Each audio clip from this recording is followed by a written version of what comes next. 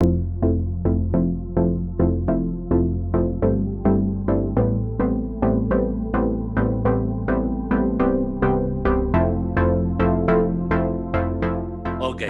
digo, un perito puede ser imprudente o negligente. La imprudencia tiene lugar cuando se hace algo. ¿Mm? Cualquier persona puede ser imprudente en la conducción de un vehículo cuando corta un semáforo en rojo. O se es negligente cuando la ley espera que uno haga algo y uno no lo hace.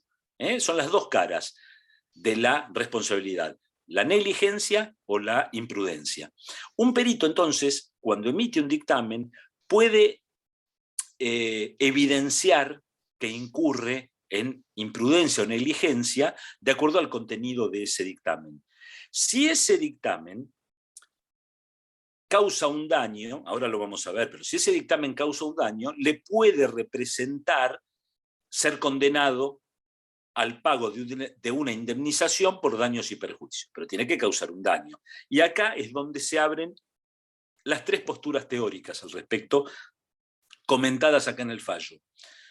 Hay una primer teoría, una primer postura doctrinaria y, si se quiere, ideológica, que dice que el perito es responsable. El perito es responsable cuando incurre en imprudencia o negligencia en la realización de un examen o en la redacción de su dictamen. Obviamente es responsable en la medida que cause un daño. Hay otra postura que dice que de ninguna manera el perito puede ser responsable. No puede ser responsable, dice esta postura, teórica, insisto, porque sin la sentencia judicial, el dictamen pericial y la labor del perito no existe. La labor del perito va a estar reflejada y podrá causar un daño en la medida en que sea receptada por una sentencia. Entonces, en esta postura teórica, el perito puede equivocarse o puede deliberadamente hacer las cosas mal y no necesariamente eso le va a aparejar la responsabilidad frente al daño, porque para causar el daño, según esta posición, tiene que ser receptado su dictamen en la sentencia y tiene que haber sido determinante para la sentencia. La tercera postura, y esto es un vicio que el derecho viene a, un vicio, una característica bastante cómoda que el derecho viene trayendo desde hace mucho tiempo, es lo que se llama la postura ecléctica. ¿Y qué les parece? Es una postura que dice que pretende receptar lo mejor de las dos posturas anteriores. Dicen, no, sí, el perito puede llegar a ser responsable, necesariamente hace falta que el juez recepte en la sentencia su dictamen viciado, y el juez también podrá ser responsable de acuerdo a cuánto ese dictamen haya influido en su sentencia. Es decir, algo así como que el juez es responsable si, pudiendo haber advertido que estaba siendo guiado por el mal camino, igualmente siguió en ese sendero. O el perito es responsable porque condicionó al juez para una decisión determinada. Entonces la teoría ecléctica dice, en principio puede haber responsabilidad del perito, puede haber responsabilidad del juez, porque hay otros que el que entiende que hay responsabilidad del perito dicen, de ningún modo el juez puede ser responsable. Es decir, de ningún modo un juez va a poder ser demandado por daños y perjuicios a partir del dictamen de un fallo legalmente constituido. Y los que dicen que el juez es el responsable y el perito nunca podrá ser responsable es porque dicen, si el perito es un auxiliar de la justicia, es el juez el que le da validez y el que pone sobre la mesa lo que el perito dijo, y eso acarrearía responsabilidad del juez. La teoría ecléctica, que en resumen es la que entiendo yo que debe ser aplicada mayoritariamente, es la que dice que todo depende del caso concreto que se esté analizando. Hay que ver el grado de vicio, el grado de bestialidad que hubo en la redacción del informe o en la realización del examen, a ver en cuánto se equivocó o cuánto mal lo hizo el perito deliberadamente, con dolo, y en la forma en que fue receptada por el juez. No nos olvidemos que el dictamen pericial no es vinculante y que el juez necesariamente va a dictar sus fallos en concordancia con el resto de la prueba que se produzca en cada proceso. En conclusión, lo que saco en limpio es, ante la pregunta que hizo el compañero de ¿qué pasa cuando el perito se equivoca? ¿Qué pasa cuando es al revés? Porque nosotros estábamos hablando en ese momento de un hipotético proceso por mala praxis médica, es decir, cuando se investiga el error, cuando se investiga la imprudencia o la impericia o la negligencia en la labor médica, y eso acarrea un daño. O cuando a título culposo la impericia o la imprudencia médica o la negligencia médica tienen como resultado lesiones culposas o homicidio culposo, cuando se les muere un paciente por haberse equivocado en algo. Se traduce en esas palabras. Entonces, su compañero, que calculo que debe estar entre nosotros hoy, dijo, ¿y qué pasa cuando es al revés? ¿Qué pasa cuando el perito se equivoca o hace algo mal? Bueno, en conclusión, traten de no equivocarse, traten de hacer las cosas bien y a conciencia, porque eventualmente sí puede haber responsabilidad si su error deriva en un daño efectivo que se le cause a una persona. Va a tener que hacer esa persona un juicio nuevo, un juicio aparte, es decir, esa persona va a tener que decir, en el juicio por despido que hice ante el Tribunal Laboral 1 de Lomas de Zamora, un perito dijo tal cosa, y eso me acarreó un daño consistente en lo que fuere. Va a tener que hacer un juicio nuevo. Y ustedes ahí ya no van a actuar como peritos, sino, lamentablemente, van a aparecer como demandados por daños y perjuicios. Y rescaté... perdón, Pepe, sí. Marcelo, no, lo último que había visto, que habíamos hablado de posibles sanciones a las que puede ser sometido el perito en el proceso civil y comercial, es decir, ¿qué es lo que puede hacer mal un perito? Suponiendo que maneje acabadamente su profesión y que haga bien el examen y redacte bien el informe, sacando de lado ese tema. Puede pasar que renuncie al cargo sin justificativo. Le pinta renunciar porque sí, porque no tuvo ganas de trabajar. O no entrega a tiempo el dictamen. O es intimado que fue a entregar el dictamen, se rehúsa a hacerlo. Es decir, pese a que te intimaron a entregar el dictamen, no lo entregás. En ese caso, el Código Civil y Procesal prevé, seguramente lo hemos mencionado esto, prevé que es reemplazado por otro perito. Y ese reemplazo, esa remoción del perito cuando no cumple, acarrea la pérdida del derecho a honorarios, es decir, como sanciones. ¿Qué pasa cuando no entrego el dictamen a tiempo? Hice el dictamen o ni lo hice y no lo entrego.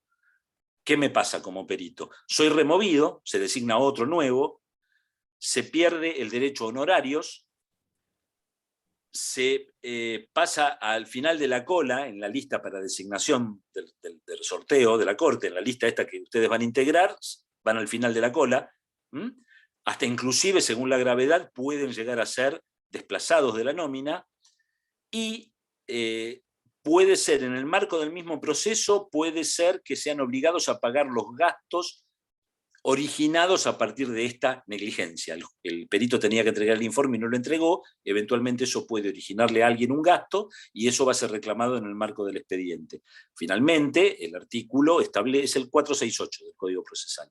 Establece que, ante este caso de incumplimiento, el perito será responsable por los daños y perjuicios si fueron reclamados por la parte.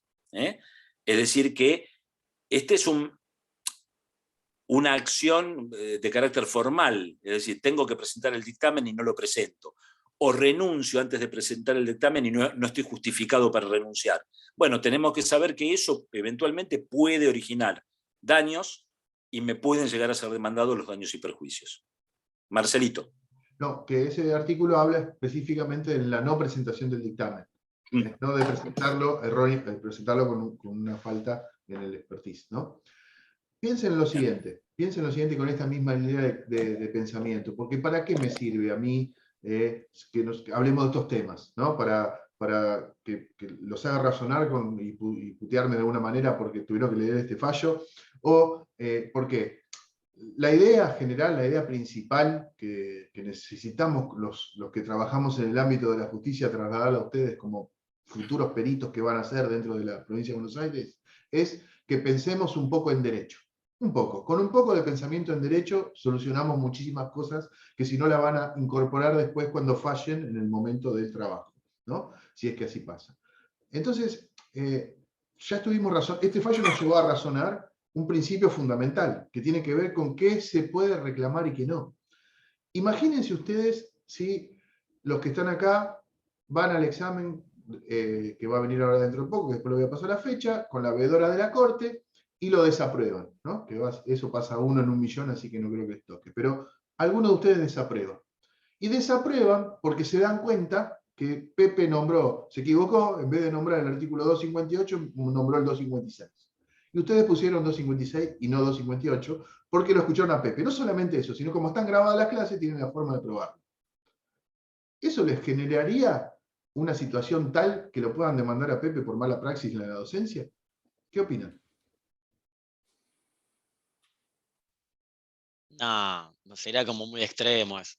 No. Obviamente que... Lo llamo a Pepe y le digo, Pepe, le erraste, pero bueno. Para demandarlo no creo que dé.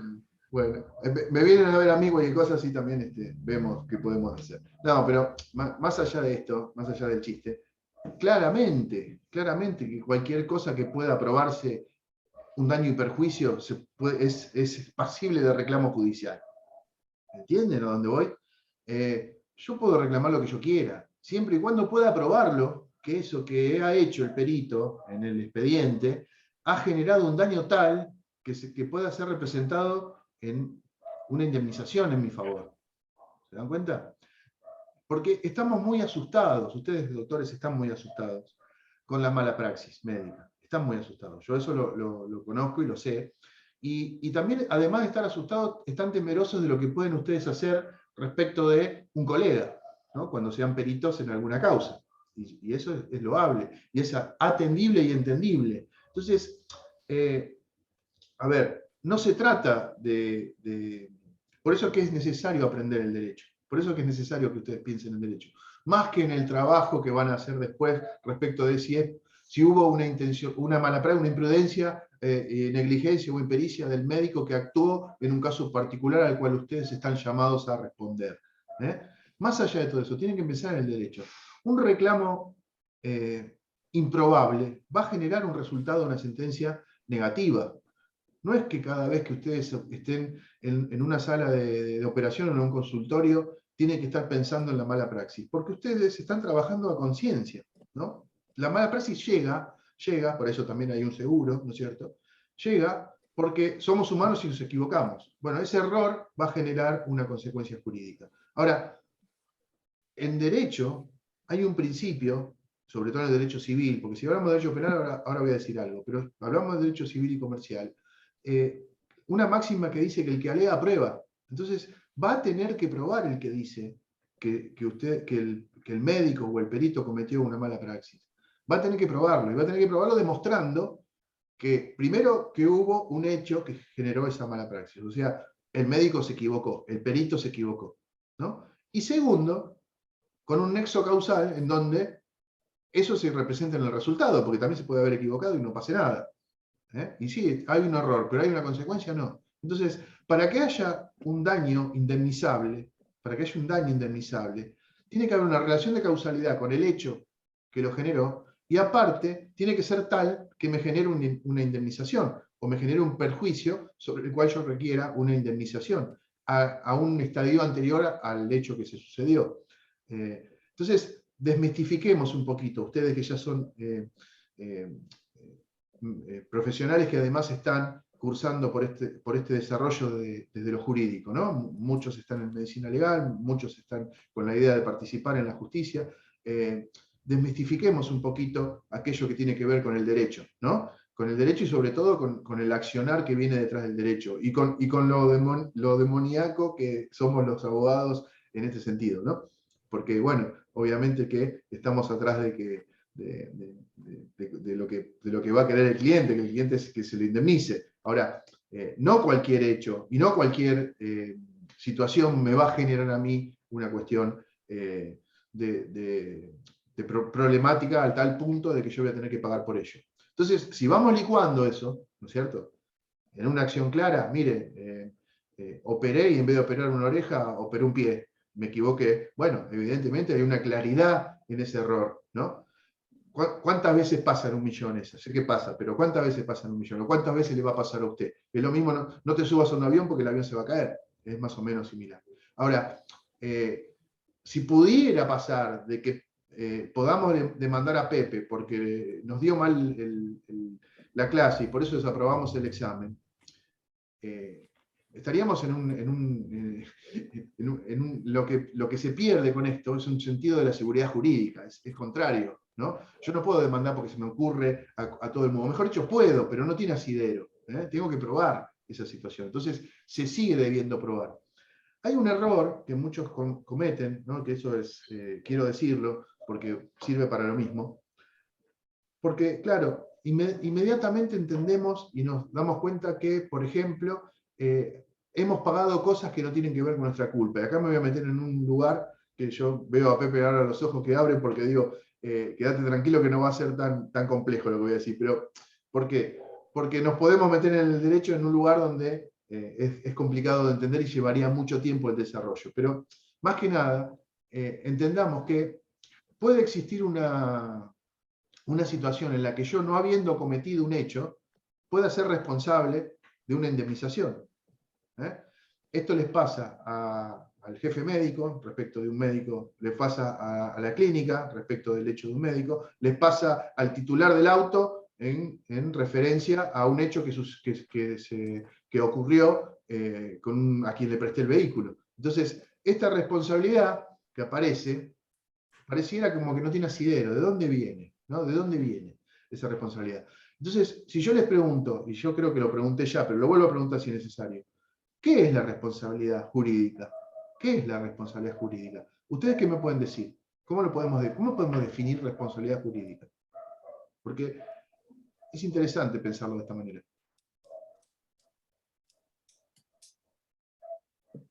¿Qué decís, Pepe? ¿No? Hay que responder esa pregunta. Yo siempre soy el de las preguntas fáciles, difíciles. No es fácil eso. ¿Qué es la responsabilidad? Doctores, ¿qué es la responsabilidad? A ver, estén conmigo despiertos un segundo para poder avanzar y ya no lo molestamos más. Después, ¿qué queda, Pepe, para dar? Procedimiento laboral y contencioso. ¿Y para familia, hoy? poquito. Poquito, ¿no? Para hoy, ¿qué hacemos? Eso, me parece. Dale, perfecto. Y después Y yo diría... una clase más que tenemos, una clase más. Y veríamos escritos, ¿no? ¿Te parece? Que estaban pidiendo. Sí, yo algo les mandé ya por el grupo. A ver, ¿ya buscaron en el Google?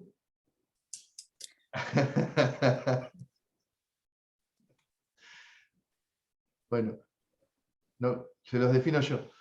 Me dijo una vez un profesor en la facultad de Derecho, ¿no? Porque de ahí vengo, de ahí salí, de ese reducto misterioso salí, que la responsabilidad es una sanción a la culpa, como definición. Y me pareció muy linda esa definición, muy interesante. Una sanción a la culpa. Entonces, ¿por qué existen algunas culpas que no tienen, o algunas sanciones que generan responsabilidad que no tienen culpa? Como puede pasar con el dueño del vehículo que se utilizó para un accidente, que no lo cometió porque se lo prestó un amigo y el amigo chocó y mató a una persona. Entonces, él no tiene culpa. En un momento anterior en el derecho, esa culpa había que probarla. No sé si me siguen a mí, cómo es si me explico. Esa culpa había que probarla. La persona que quería adjudicarle, porque todo tiene que ver con todo, y así lo vamos a entender, lo de la responsabilidad del perito. Esa culpa había que adjudicársela a alguien. Y para adjudicársela a alguien, esa culpa que le iba a generar la responsabilidad, bueno, había que probar. ¿Qué había que probar? Que tuvo culpa en elegir al amigo porque él sabía que el amigo era posible que su amigo cometa ese hecho. Entonces, del otro lado, el que quería la indemnización tenía que probar que esa responsabilidad objetiva, como se llama, no subjetiva de derecho, sino objetiva del entorno, existió. Lo que hace la ley, finalmente, y ahora más superado o más enroscado con el nuevo Código Civil y Comercial, es darle un mecanismo legal para que no haya que probarlo. O sea, usted por ser el dueño de la cosa riesgosa, por ser el titular de una clínica, por ser el jefe de médico, a pesar de no haber llevado adelante la conducta generadora del hecho, va a responder en su responsabilidad. Va a responder como si existiera culpa. ¿Bien? Algunos dicen que existe culpa, nada más que se llama de otra manera, culpa del dirigente, un educando, etc. Y otros dicen que simplemente es una responsabilidad objetiva que aparece por el hecho de tener en sí una cosa riesgosa. ¿Bien? Lo cierto es que esa culpa, o sea, mejor dicho, esa responsabilidad se la otorga la ley y le dice que vas a tener responsabilidad porque la ley lo dice. Entonces lo que me genera esto en el derecho es algo que tenemos que razonar continuamente, y yo lo vengo explicando continuamente en estos cursos y en otros. La inversión de la carga de la prueba. Es el otro el que tiene que decir que no tiene responsabilidad, a partir de que la ley lo indica, ¿no? ¿Vieron? Para que ustedes lo entiendan claro, es esto que tiene que ver con el perito y con el juez. ¿Quién tiene la verdadera responsabilidad? ¿El perito que escribió mal el informe o el juez que lo utilizó? Porque finalmente, si no es vinculante, como dijo Pepe, si no es vinculante, ¿de quién sería la culpa de que a mí esa sentencia me fue desfavorable? ¿Del perito? Si el perito emitió un dictamen. ¿O del juez? Esa es la discusión. Y tiene que ver con este razonamiento de dónde parte la responsabilidad. ¿Quién tiene esa responsabilidad de ejercer correctamente la profesión? ¿O quién tiene la responsabilidad en ese juicio? ¿Quién dirige el juicio? ¿El juez? ¿El perito? Entonces, en este juego es donde aparecen estas tres vertientes que hoy explicó Pepe y que son emitidas de ese fallo, ¿no? ¿Entienden? Entonces, saquémonos las dudas y desmistifiquemos. Siempre se trata de una cuestión probatoria. Siempre se trata de una cuestión probatoria. Yo puedo decir que alguien me debe una indemnización. Sea como sea, yo debo verificar primero si la ley no me otorga una presunción a mi favor. Y si no me lo otorga, tengo que probar. Y así al revés. Entonces, en el que alega prueba, yo pruebo que usted me debe la indemnización, porque cometió el hecho. Entonces, siempre debo probar y siempre tengo que ir a ese lugar. Cuando ustedes lo van a llamar para emitir un dictamen pericial, lo que va a nacer es generar una prueba, no es otra cosa. O sea, su dictamen, las conclusiones de su informe, está dentro de la parte del ofrecimiento de la prueba, que después va a utilizar el abogado para armar su alegato, en tanto si es favorable o no es favorable, y después va a utilizar o no el juez, o en todo o en parte, el juez, para hacer su propio dictamen. Porque, dijo Pepe hace un ratito, ¿qué hace el perito en el expediente? Y siempre lo mismo, siempre volvemos al inicio de la cruzada. El perito está supliendo la falencia del juez. Si el juez fuera médico, médico de medicina legal, no necesitaría a los médicos para poder otorgar su sentencia. Los necesita porque le falta algo, la capacidad de conocer la medicina. Y entonces la suple con la designación de un perito, oficial, de parte, para el caso de las partes o como sea. ¿Se dan cuenta? Entonces, a raíz de eso es como debemos interpretar el derecho y como debemos interpretar la responsabilidad profesional. La van a ver clara cuando ustedes vean entonces se les acerque un peritaje, la solicitud de un peritaje respecto del trabajo de otro profesional. Entonces van a analizar, primero, ¿qué van a analizar? Que ahí no me compete ni a mí ni a Pepe. Si lo que el médico hizo no está alcanzado por alguna de estas sanciones en cuanto a su responsabilidad. O sea, si actuó con culpa dolo, y si actuó con culpa, si fue negligente, imprudente o impedido. Ahora, una vez analizada esa circunstancia del hecho puntual, van a analizar si no hay algo en la legislación que lo compele, ¿no? Lo constriñe a tener responsabilidad aún sin haber ejecutado el hecho. Bien, en ese caso podría ser, bueno, todo eso van a ver que va a estar regulado también por una serie de preguntas que van a estar aportadas en la causa para que el perito conteste respecto de eso. Entonces, van a versar sobre esto, sobre lo que hizo, cómo lo hizo, y sobre el alcance jurídico que finalmente va a ser el que va a tomar el juez para... No estoy hablando, ojo, no estoy hablando de que ustedes indiquen autoría o indiquen conclusiones que van a estar apuntadas o que son de incumbencia del juez, pero sí van a tener que desarrollarse respecto de la acción y también respecto del encuadre que tiene jurídico esta situación. Pepe, ya tengo... Bien. ¿Alguna pregunta más de este tema? ¿Quedó? Nos fuimos bastante entendibles. Sé que nos cuesta, por eso vuelvo. Me cuesta mucho explicarlo, esto no es que es un problema de ustedes, es algo mío que me cuesta transmitirlo porque es difícil, porque es de un mundo que ni siquiera a veces los propios alumnos de Derecho lo tienen tan claro como para poder desarrollarlo. Imagínense que ustedes también vienen de un mundo distinto, ¿no? Pero tienen el mismo raigambre, y lo que yo trato de hacer es un poco desmistificar el rol de la justicia en cuanto a la acción que uno puede llevar adelante como, desde lo profesional, ¿no? Independientemente que siempre vamos en la doble vía, ¿no? En la vía personal de mi trabajo como médico y en la vía pericial, mi trabajo como perito, aún sobre el médico que pueda haber hecho la conducta. Ahora sí. Bueno, decíamos hace un ratito que tenemos que ver todo lo atinente a la labor pericial ante otros fueros, en juicios que se sustancian ante otros fueros que todavía no vimos. Recuerdan el concepto de fuero, es una especialidad, es la administración de justicia repartida conforme a la materia, distribuye el trabajo a jueces en los distintos fueros, es decir, en las distintas especialidades. Así habíamos visto que en la provincia hay 5 fueros, y vimos lo atinente a la labor pericial regulada en los juicios que tramitan ante el fuero en lo civil y comercial. Eso lo vimos bastante, que es el Código de Procedimiento en lo civil y comercial de la provincia, el que más contenido tiene al respecto de la labor pericial o de la prueba pericial. Y habíamos visto los requisitos para ser perito, la designación, el mecanismo, el plazo de entrega del dictamen, anticipo para gastos, los motivos de excusación o recusación, el dictado de honorarios, la regulación de honorarios y ante la hipótesis de apelación de honorarios, cuál era el procedimiento a seguir. Y en el caso de que no cobren, no les paguen, que sea condenado en costas no pague, cómo tienen que entablar un juicio de ejecución de honorarios.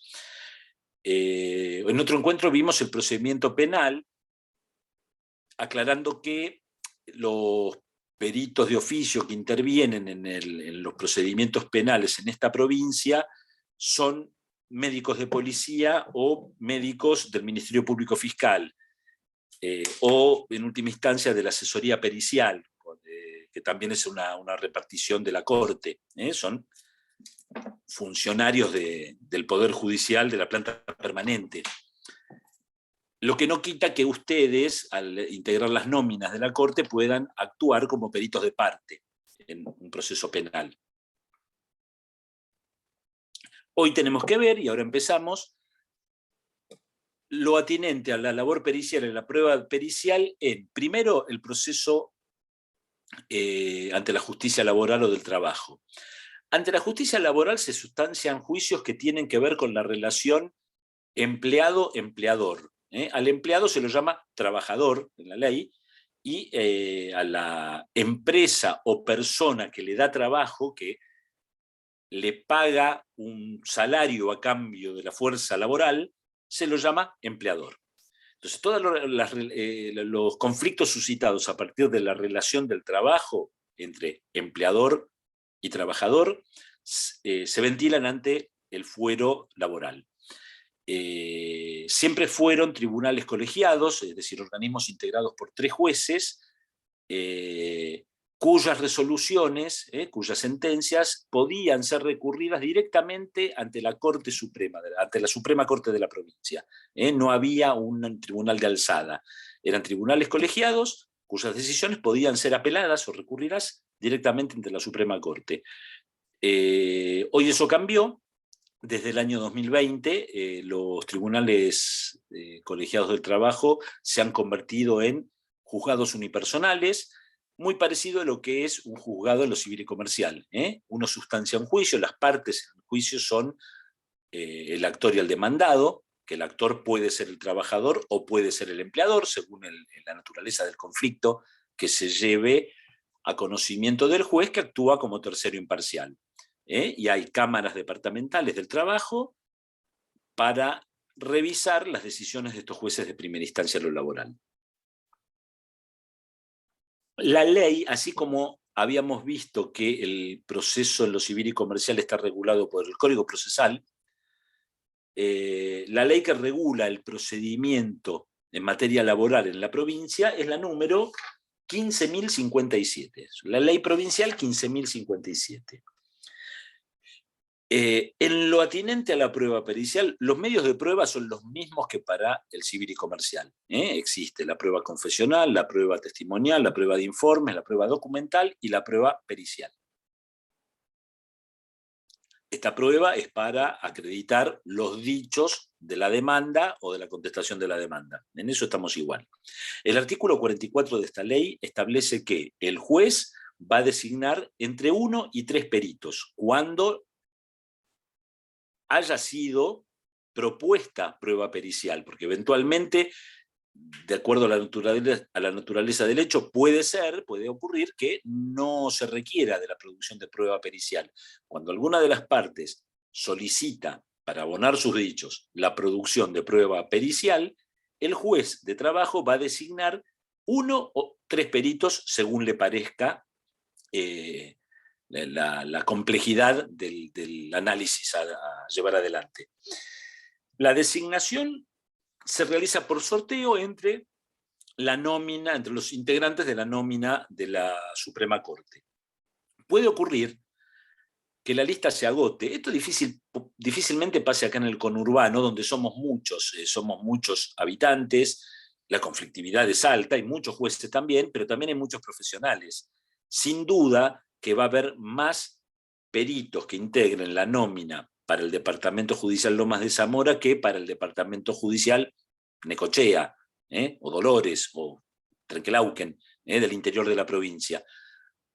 La conflictividad, el nivel de conflictividad en esos departamentos judiciales es mucho menor que en cualquier departamento judicial del conurbano, por el simple hecho de que acá somos más. Entonces puede pasar que se agote la nómina para designar perito, que el juez designe perito de oficio, acuda a la nómina de la Suprema Corte y no haya más.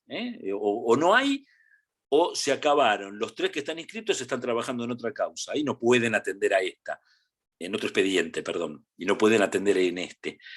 Con lo cual, si pasa eso, la ley misma prevé que el juez acudirá a la nómina de peritos inscriptos ante la Suprema Corte del departamento judicial más cercano, del departamento judicial vecino.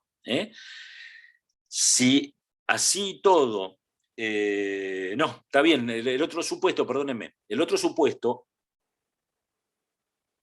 que habilita la designación de peritos integrantes de la nómina del departamento judicial vecino es si el perito designado se excusa, que eso puede pasar.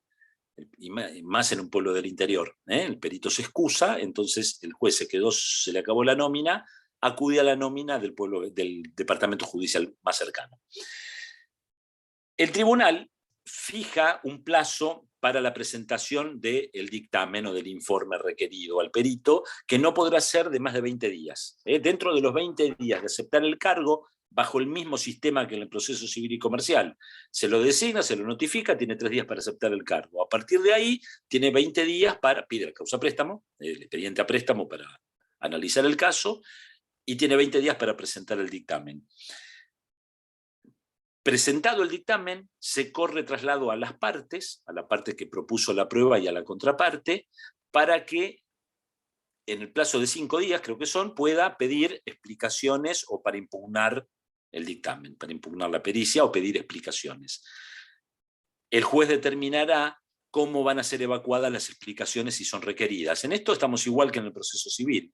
Ustedes presentan el informe, hay algún punto que una de las partes dijo que no me queda muy claro, le piden una explicación al perito, y en ese caso el juez dice si esto se evacúa en forma oral o en forma escrita y en qué término, en qué plazo. Ahora, el procedimiento laboral es eminentemente oral.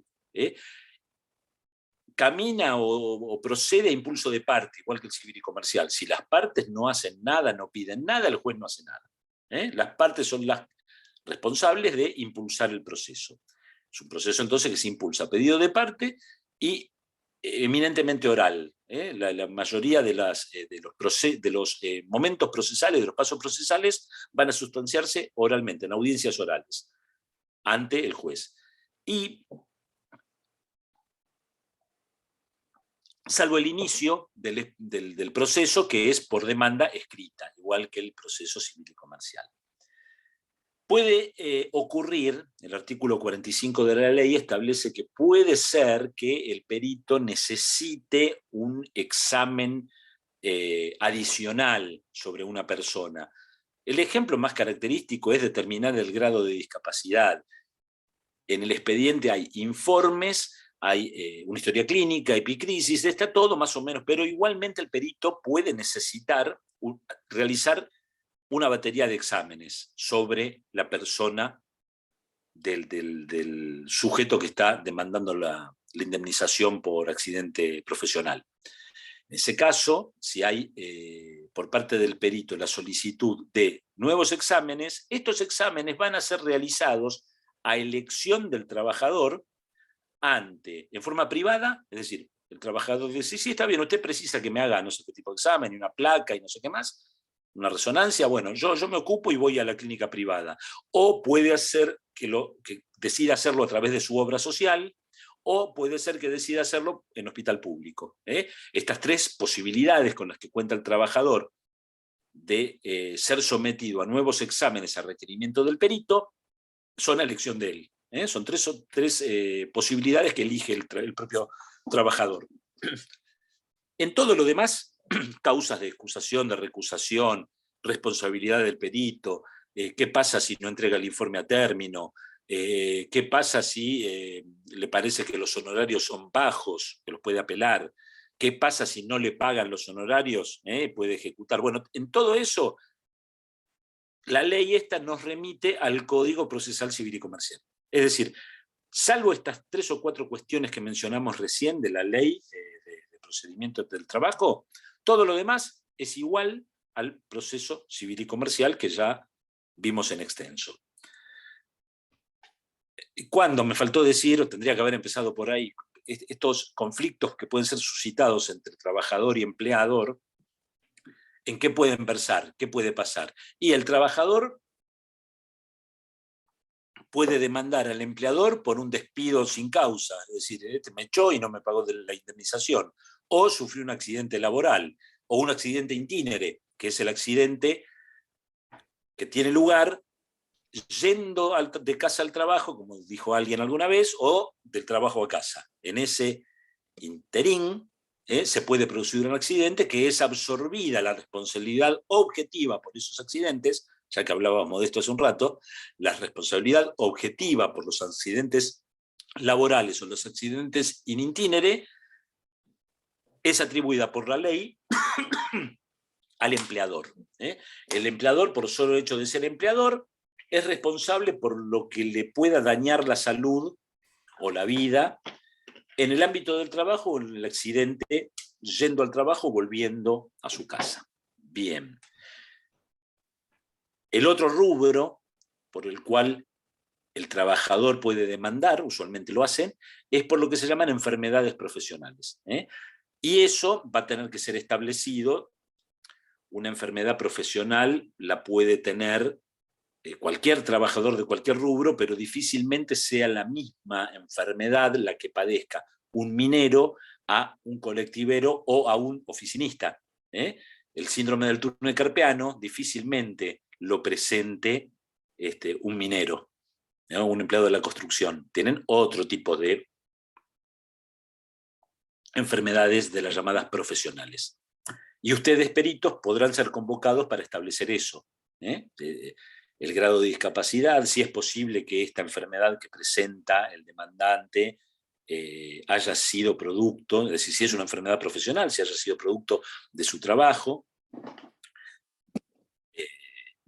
En fin, esa será su labor. En el empleador puede demandar al trabajador por abandono de trabajo. Este tipo dejó de venir,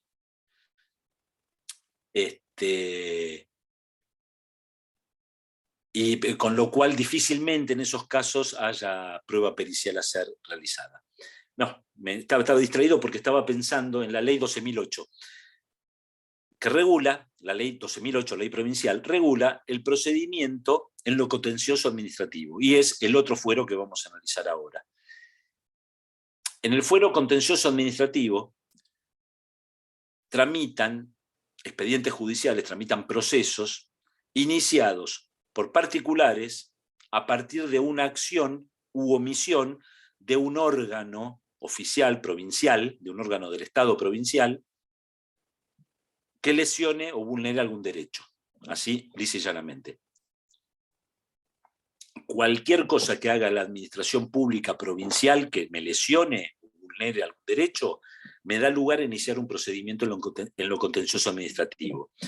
Desde lo más extremo, un caso de gatillo fácil, la policía un policía mata a tiros a una persona en un episodio que no meritaba que el policía saque el arma y empiece a los tiros, desde eso, o accidentes de tránsito que ahora felizmente no están ocurriendo, pero hubo muchos, que el patrullero chocaba con un particular.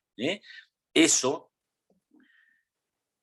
por un principio de responsabilidad objetiva, la provincia, el Estado provincial de Buenos Aires, es responsable a pagar las indemnizaciones por aquellas acciones que cometan sus agentes, sean policías, sean médicos de hospital público, sean médicos de IOMA, médicos o cualquier empleado de IOMA. ¿Qué pasa cuando hay muchas demandas por inacción de IOMA? Es decir, porque una persona pide un tratamiento, pide la cobertura de un tratamiento, IOMA se lo niega o dilata la decisión, y eventualmente esta persona puede sufrir un daño, un menoscabo en un derecho. Entonces la indemnización por eso va a ser reclamada ante un juzgado en lo contencioso administrativo.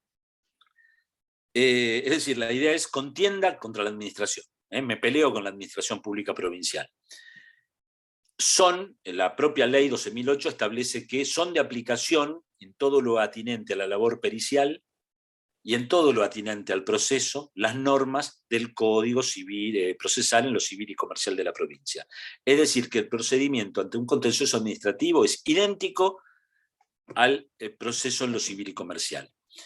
Una única salvedad vamos a hacer. Hay un artículo de la ley 12.008, a ver, para que me macheteo qué número es del artículo, lo debo tener en algún lado. El artículo 77 de la ley 12.008 establece que, el artículo 77 establece que no es obstáculo para ser perito, no obsta a la labor pericial, a la designación de perito, el ser funcionario público de la provincia.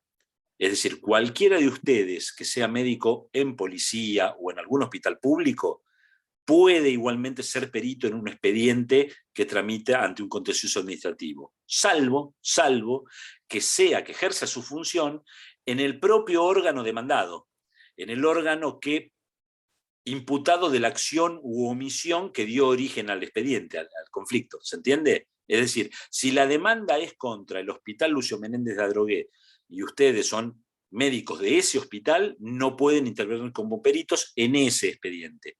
Si son médicos del Gandulfo de Lomas y la demanda es contra el Lucio Menéndez de Adrogué, pueden actuar como peritos. ¿Sí?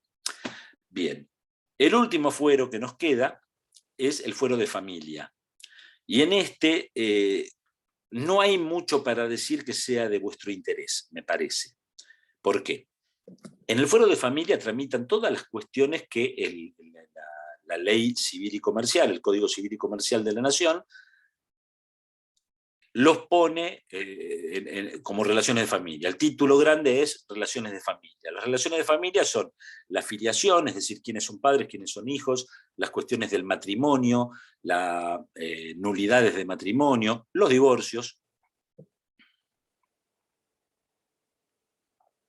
las adopciones, las tutelas, cuando hay una persona, cuando hay un menor se le designan tutores, o cuando hay una persona incapaz, se le designan curadores. La tutela, la curatela son institutos propios del fuero de familia. El fuero de familia, en estos últimos años, se llenó de trabajo a partir de una herramienta con la que mucha gente cree contar o cuenta, que son las restricciones perimetrales. Es muy habitual que en el marco de la conflictividad social haya personas que no desean o tienen miedo de encontrarse con otras, o progenitores que creen, o sostienen, mejor dicho, que dicen que sus hijos corren peligro cuando están en contacto con su otro progenitor no conviviente, o con la actual pareja de su otro progenitor. Un montón de situaciones desagradables de este tipo dan lugar a que la gente pida, como medida cautelar, una restricción perimetral. Entonces el juez de familia, como medida cautelar, antes de empezar a discutir y a que se produzca la prueba respecto de los hechos de fondo del proceso, establece una restricción perimetral. Entonces le prohíbe expresamente a Marcelo Gessner a que se acerque a menos de 500 metros del domicilio de Pepe Blanco. Esto es de todos los días. Le prohíben que se acerque a mi domicilio a menos de 500 metros, por un término de 90 días, 120 días, eso lo decide el juez. De estas hay un montón, de estas restricciones perimetrales. ¿Y cuál es la consecuencia? Es decir, ¿qué pasa? Para que esto no sea una mera declaración, para que no sea solamente que el juez te prohíbe acercarte, pero no pase nada, si Marcelito Gessner no cumple con esa restricción y viene a mi casa o viene a la esquina, si yo puedo probar que eso pasó, que Marcelito violó la restricción perimetral, incurre en un delito que se llama desobediencia, que está previsto en el artículo 239 del Código Penal.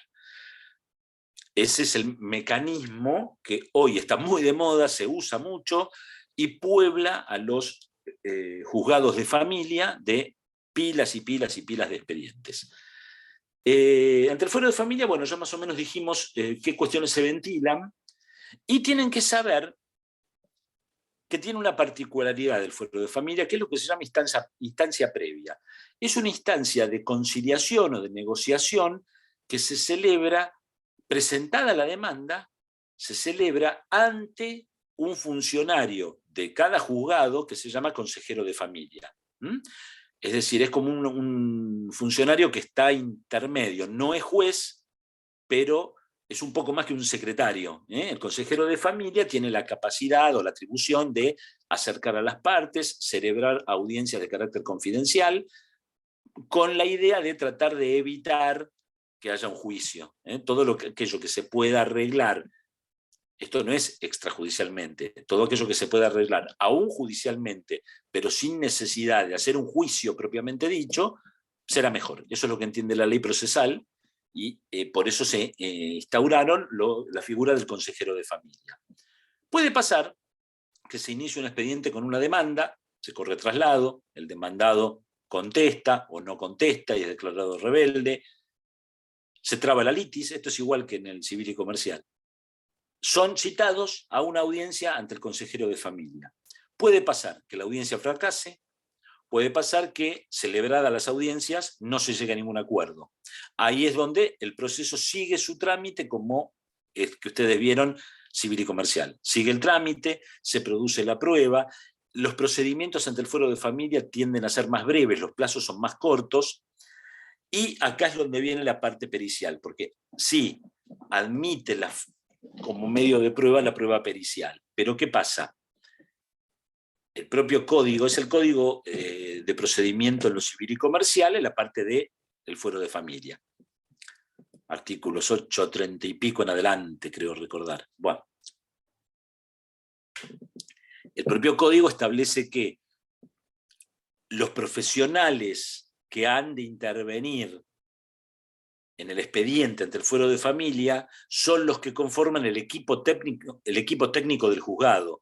Hay un psiquiatra, hay un licenciado en psicología, creo que hay un médico y un trabajador social. Ellos trabajan en conjunto con el consejero de familia y conforman lo que se llama el cuerpo técnico. El cuerpo técnico profesional del fuero de familia será entonces el que produzca la prueba pericial. Si en el equipo técnico del juzgado no está el profesional cuyos conocimientos se requieran para emitir un dictamen, es decir, puede pasar que el psiquiatra del cuerpo técnico se jubiló y no nombraron a nadie en su reemplazo, puede pasar eso, por ejemplo, o todavía no designaron a la perito psicóloga. Bueno, cuando sea requerido un conocimiento profesional con el cual el equipo técnico del juzgado no cuente, van a intervenir los profesionales de la asesoría pericial. Que, como dijimos hace un ratito, la asesoría pericial es una oficina dependiente de la Suprema Corte de la provincia que tiene sedes, tiene representaciones en cada departamento judicial. Particularmente la de Lomas de Zamora, hasta hace poco tiempo, meses, funcionaba en la calle Boedo al 100, en el centro de Lomas, pasillo al fondo, un lugar espantoso. Bueno, ahora está en el edificio de tribunales, la asesoría pericial. En la asesoría pericial hay profesionales de muchas especialidades. La ley prevé entonces que primero intervienen los peritos del cuerpo técnico del juzgado. Si falta alguno, intervienen los de la asesoría pericial. Y si aún así faltara alguno, el juez acude a la nómina que integran ustedes de la Corte. ¿Se entiende? Es decir, muy eventualmente, ustedes van a participar como peritos en un expediente ante el fuero de familia.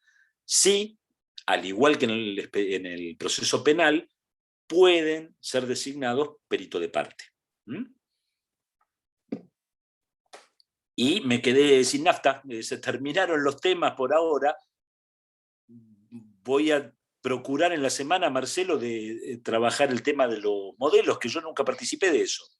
Sí, vamos a empezar con los modelos para los escritos. Porque el examen... Habíamos visto cómo está estructurado y cómo está, cuál es precisamente la estructura de la administración de justicia en la provincia, los departamentos judiciales, los 5 fueros, los juzgados de primera instancia, las cámaras de apelaciones.